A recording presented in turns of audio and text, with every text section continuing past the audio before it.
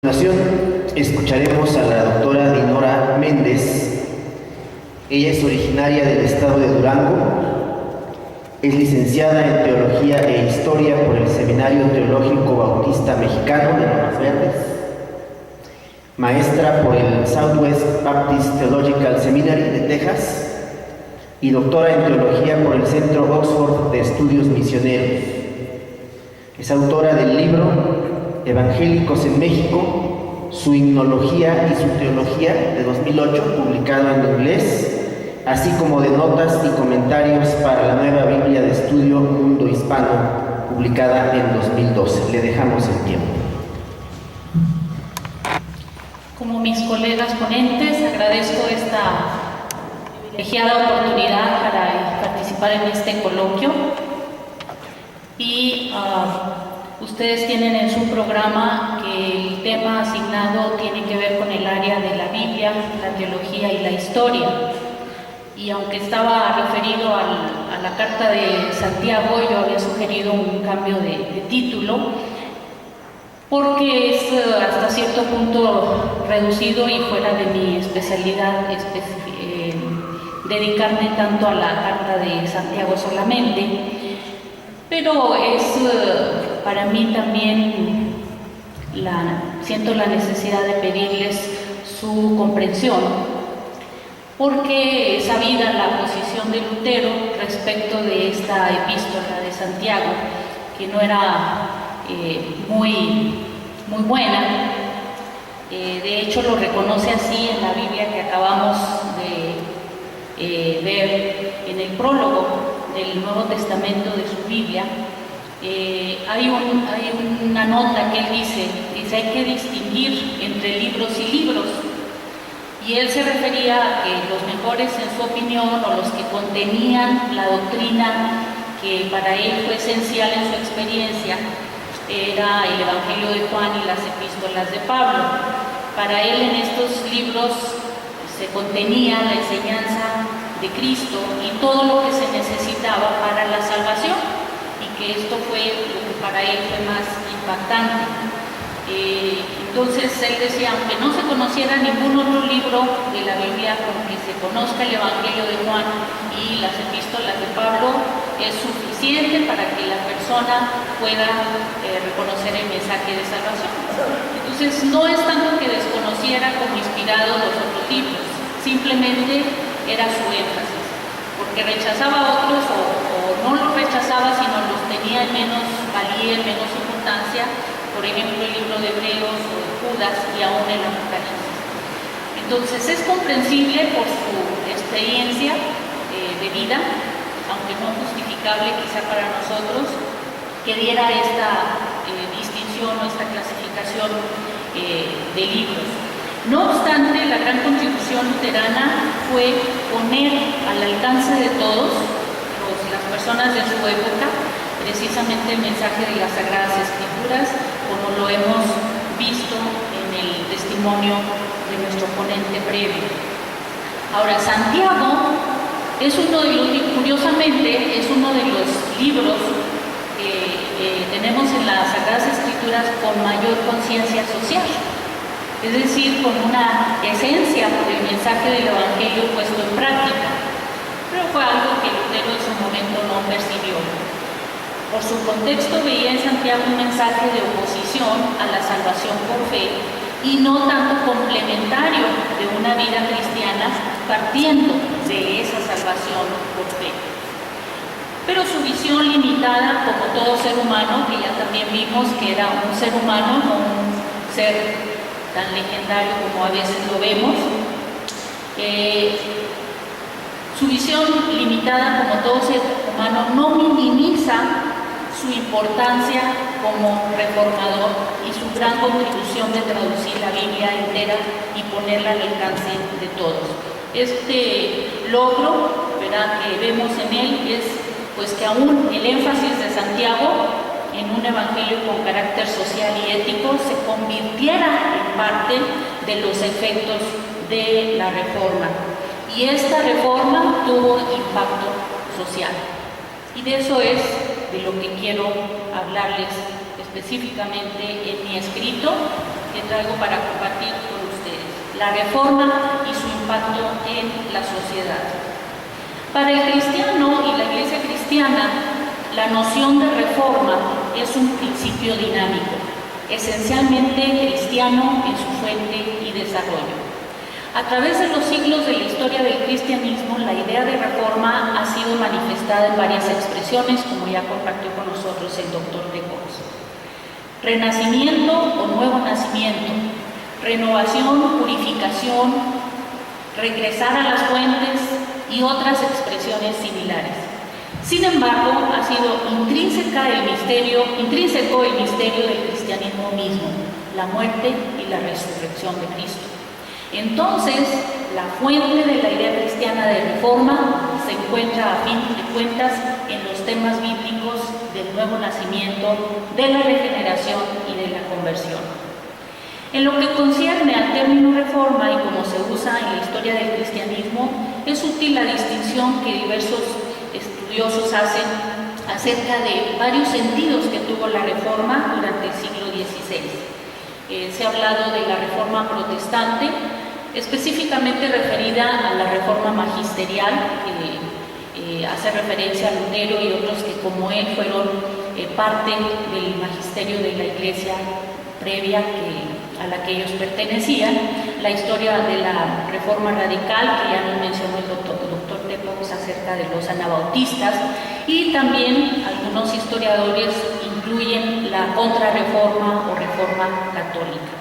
En este escrito, para los propósitos de este coloquio, usaremos el término reforma para designar el movimiento iniciado por Lutero y continuado por otros que como él fueran, antes de ser reformadores, parte del magisterio de la Iglesia.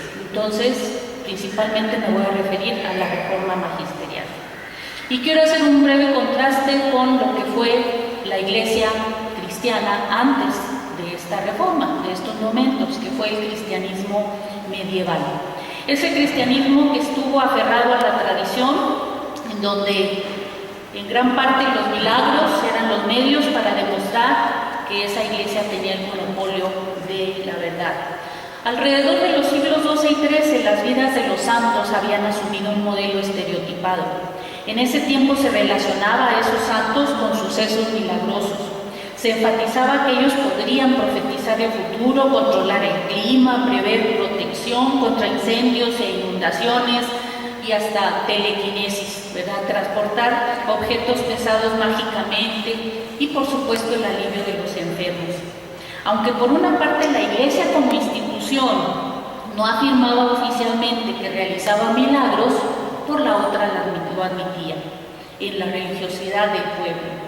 Ellos admitían, por ejemplo, que las reliquias sagradas, objetos de los santos, llegaran a convertirse en fetiches a los que se atribuía el hacer milagros o el tener este poder para curar o para proteger del peligro. Por lo tanto, la veneración de los santos era una parte integral de la composición de la sociedad medieval y era apoyado por la Iglesia.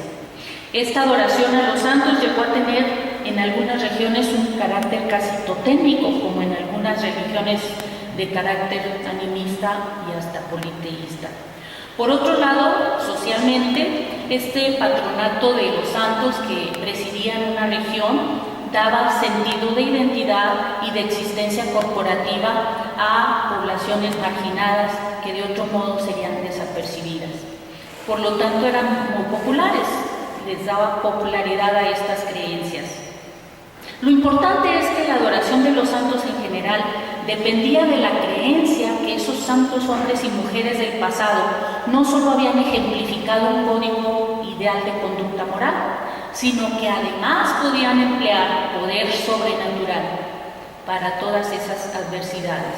Entonces los poderes popularmente atribuidos eran una instancia de la Iglesia medieval, en ese rol de dispensadora de la gracia divina que afirmaba ser capaz de ejercer. Ante esto, Lutero, habiendo comprendido que la justificación que tanto buscó no era dada por Dios a causa de las obras, sino atribuida solamente por la fe de gracia y por causa de Cristo, argumentaba que los santos no eran salvos por sus méritos, sino por la misericordia de Dios. Afirmaba que las palabras de las Sagradas Escrituras enseñan que los santos no tienen bastantes méritos y que esas enseñanzas de la palabra deben ser superiores a las palabras de los hombres, que afirmaban tenían de sobra esos méritos. Eso incluso lo hizo a decir las cosas revolucionarias como que el Papa no era superior, sino inferior a la palabra de Dios. De ahí que fuera nombrado hereje. En cambio, la Iglesia medieval pues actuaba como la controladora de ese poder sobrenatural, como la reserva de ese poder mágico capaz de ser desplegado para una gran variedad de propósitos. Es claro que era muy difícil imaginar cualquier aspiración humana para la cual no proveyera una solución. El cambio inició, como se ha mencionado también, en base a varias circunstancias que se fueron dando. Un proceso, no ocurren las cosas de la noche a la mañana. El cambio inició en el siglo XIV y, como vimos, muchos otros esfuerzos de reforma antes de esto. Pero con frecuencia, particularmente este siglo XIV se ve como un siglo de desastres y de declive o de oscurantismo, destacado por guerras y por controversias estériles. Sin embargo, analizado desde otro y quizá más o menos superficial punto de vista, es uno de los siglos más fascinantes en la historia europea. Fue un tiempo en el que las artes, la literatura, las ciencias, la política y hasta la teología fueron terreno fértil para las ideas y logros que estaban poniendo bases para un nuevo mundo, el mundo de la llamada Europa moderna. En realidad, se podría considerar el siglo XIV más prolífico que el XIII en producción de ideas que iban a determinar el curso de la vida intelectual europea. Muy bien, un bosquejo del cristianismo medieval. Vamos ahora al impacto específico de la Reforma. El siglo XVI fue un periodo de cambio relativamente rápido y realmente revolucionario. Podría ser comparado en ese aspecto con otros dos grandes periodos de la historia europea, el siglo XII y el XIX. Es ocioso mencionar que todos los grandes cambios que suceden son por lo general el resultado de un proceso largo. De hecho, un cambio esencialmente psicológico siempre precede una revolución formal. Desde el siglo XIV se había señalado que el imperio de la cristiandad era una ficción, era algo inútil, era algo que ya no funcionaba. Se había declarado que la propia Iglesia y el papado constituían el principal obstáculo de la propia Iglesia o del desarrollo de un gobierno secular eficiente también. Se había visto su ineficiencia en el terreno de lo religioso y en el terreno de lo social. Hubo muchos pensadores que pronunciaban estas ideas en los siglos XIV y XV. El clero y el papa habían ido sufriendo una pérdida de prestigio y de autoridad moral. La composición de la Iglesia Católica era cada vez más socavada por la herejía, el escepticismo y por el celo codicioso a veces de sus propiedades y jurisdicciones. Era amenazada también por el incremento del sentimiento y la organización nacionalistas. El choque, pues, fue inevitable. Y en el siglo XVI, esa iglesia monolítica estalló en pedazos. La Reforma fue en un sentido el triunfo definitivo de la autoridad secular en una lucha con la iglesia que ya había durado por siglos. La Reforma fue el afortunado movimiento político y religioso que liberó a una parte de Europa de la opresión del Papa y debilitó su poderío sobre la otra. Este movimiento fue responsable de un cambio radical en el sentir de la humanidad. En realidad, las ideas religiosas siempre tienen un sentido social y efectos de diversa índole en la sociedad. También significó la restauración de la cristiandad, la llegada del racionalismo y el fin del oscurantismo medieval. El logro más importante de la Reforma fue el rechazo de aquellas doctrinas fundamentadas en el prejuicio implementado por el poder de la Iglesia y defendido por teólogos comprometidos a modo con la misma. Ahora voy a hablar de 3 tipos de efectos de la Reforma. Primero, en la esfera filosófica. Desde la época de Agustín de Hipona hasta la muerte de Tomás de Aquino, había habido una convicción compartida generalmente por todos los estudiosos en la Iglesia y expresada por todos, implícita si no explícitamente, de que existía una sola explicación razonable e inteligible del universo en el plano natural y un solo análisis del ser humano que era válido para todas las personas y que era lo único que se podía descubrir y elaborar y enseñar. Este concepto había sido considerado por los antiguos, si no final, al menos la idea más autoritativa. Y la tarea de los pensadores cristianos durante esa época solo podía alcanzarse por el estudio de algunos filósofos clásicos como Platón, Aristóteles o una mezcla de ambos. Pero esto estaba cambiando. Muchos pensadores cristianos decían que el universo ni necesitaba ni era susceptible de explicación. Un poquito más humildes, ¿verdad? Que podía ser experimentado, pero no entendido. Esta perspectiva, aunque no tuviera esa intención, era de gran manera negativa en sus consecuencias, desde un cierto punto de vista. Como disciplina académica, la filosofía, entonces, la filosofía medieval, sobrevivió el último siglo de las edades medievales. Entonces, cuando llega el gran avivamiento, después de la Reforma, a principios del siglo XVII, surgió una serie de nuevos sistemas. Eran las creencias de mentes individuales descubriendo o interpretando sus propias convicciones en lugar de permitir que el mundo externo introdujera su mensaje en sus mentes y ellos simplemente se dispusieran a aceptar lo que los sabios de la antigüedad habían declarado que era la verdad. Ya había más creatividad, más iniciativa y más pluralismo. En cuanto a los efectos en la esfera política, la estructura de la Iglesia al final del siglo XV era un sorprendente, pero también una paradójica combinación de poder mundano y divino, de fanatismo y academia, algunos dicen insípida, el escolasticismo, ¿verdad? Devoción y brutalidad, religión y superstición. A base de sostener constante ataque y muchas veces lograr la conquista, la Iglesia pretendió tener no solo competencia universal sobre todas las naciones, una competencia universal, sino tener el control sobre los detalles más íntimos de la vida personal.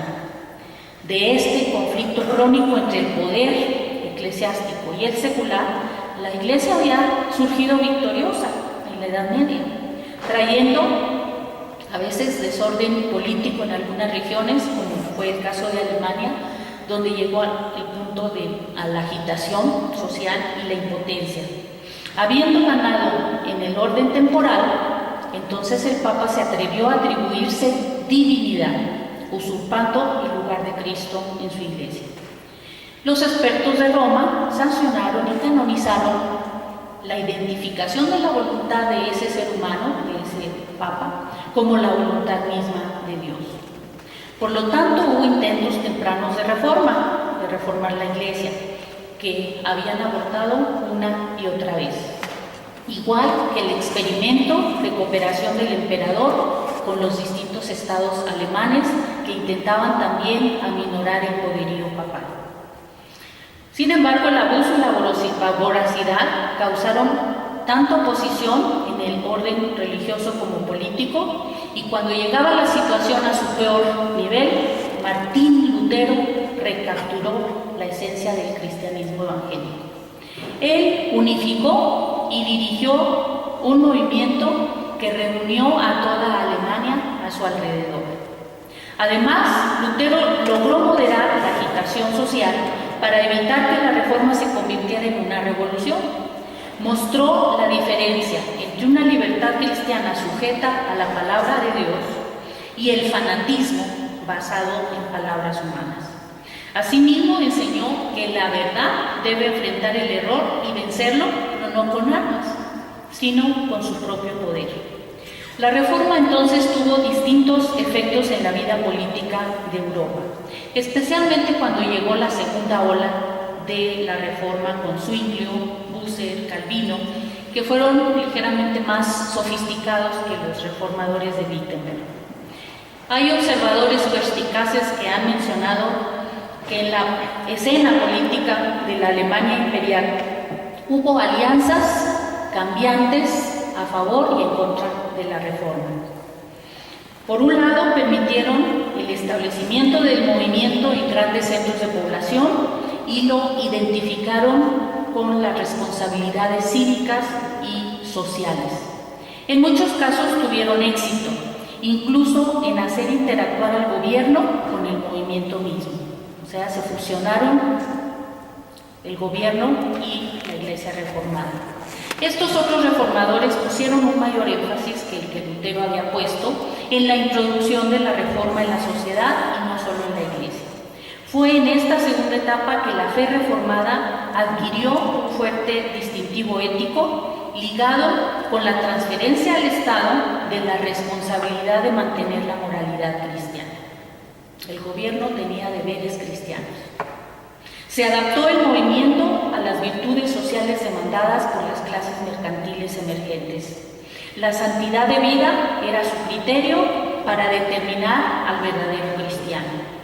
Por eso la Reforma en Suiza compartió un gran número de similitudes con el movimiento en Alemania.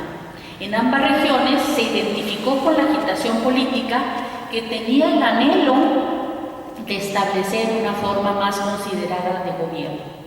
Quizá la mayor importancia de la Reforma en el aspecto político descansó en el hecho de que el movimiento tuvo un carácter internacional y un marco organizacional que permitió que echara raíces en los grandes centros urbanos.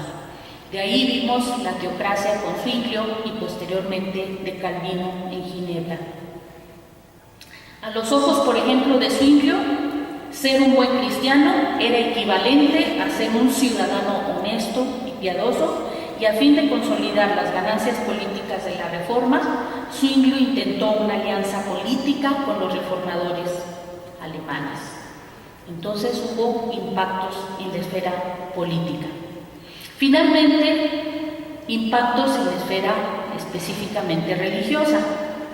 Si la distinción entre magia y religión había sido borrosa durante la Edad Media, fue fuertemente restablecida por los promotores de la Reforma. Desde el principio, los opositores al catolicismo romano, predecesores de los reformadores, afirmaron las implicaciones mágicas que veían inherentes en algunos aspectos fundamentales de los rituales de la Iglesia. Como ejemplo de este principio se puede mencionar a los Lollardos, un grupo de reformadores en Inglaterra, seguidores de Juan Wycliffe, quienes mencionaron que uno de estos casos era la idea del agua bendita. Ellos argumentaban que si los exorcismos y las bendiciones de la Iglesia pudieran realmente tener efecto con objetos materiales, entonces el agua bendita debería ser la mejor medicina para cualquier enfermedad.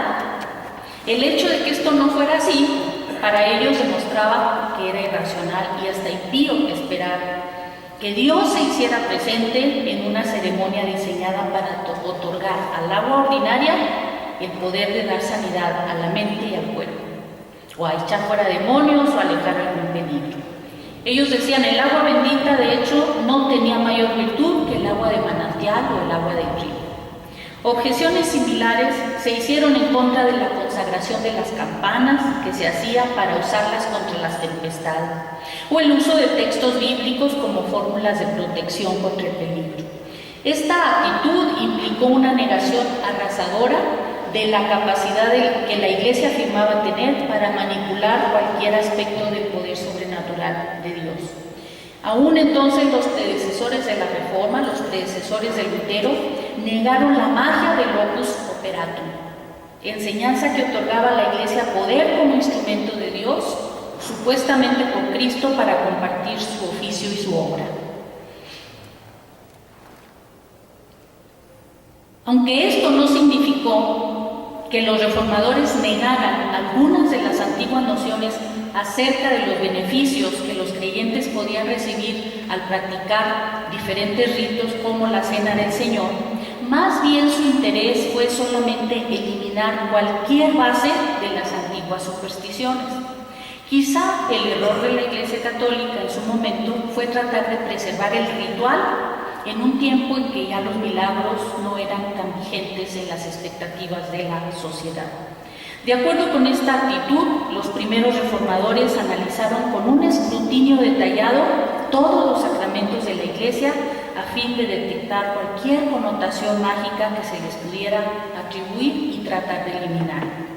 Asimismo, cuando Lutero comprendió que el significado del arrepentimiento no era penitencia o expiación humana, sino la transformación o conversión del corazón, se marcó la distinción entre las dos formas de cristianismo, entre el católico y el reformado. La Iglesia del Papa vinculaba la salvación con las obras de penitencia y mortificación del sistema sacramental. En cambio, la Reforma optó por un cristianismo que, siguiendo a Cristo y a los apóstoles, fundamentaba la salvación en la conversión o cambio del corazón. Conclusiones. La religión ejerce una influencia creativa en el desarrollo de la sociedad, tanto en lo político como lo económico y lo cultural.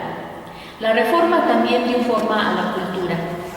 En realidad hubieron tres elementos en la desintegración de la época medieval, que no abundé en ellos, pero solo por mencionarlos: el Renacimiento, el humanismo y la Reforma.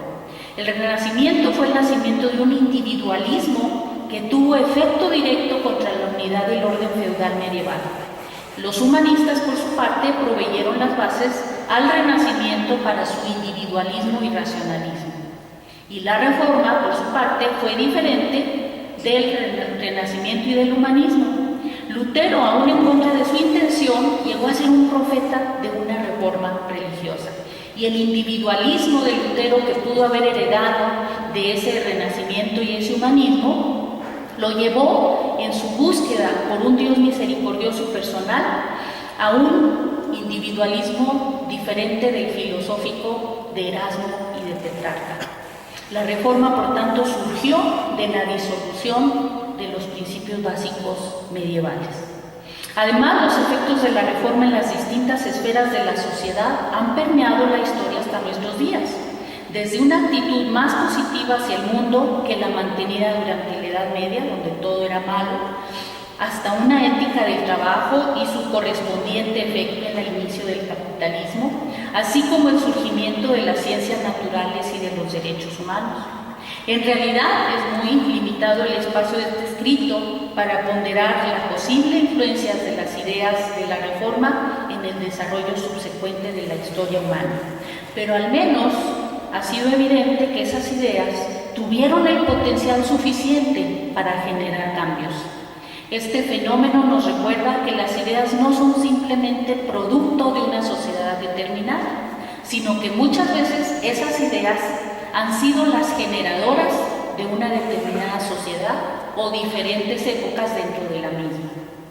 Finalmente, este movimiento ha sido importante porque esa época nos recuerda que la Reforma es un elemento esencial de la naturaleza misma del cristianismo. Y los que estamos aquí como cristianos sabemos que la vida cristiana es la búsqueda de la perfección y la renovación son el mensaje clave de aquel quien por su venida al mundo renovó y continúa renovando y transformando todas las cosas. Muchas gracias.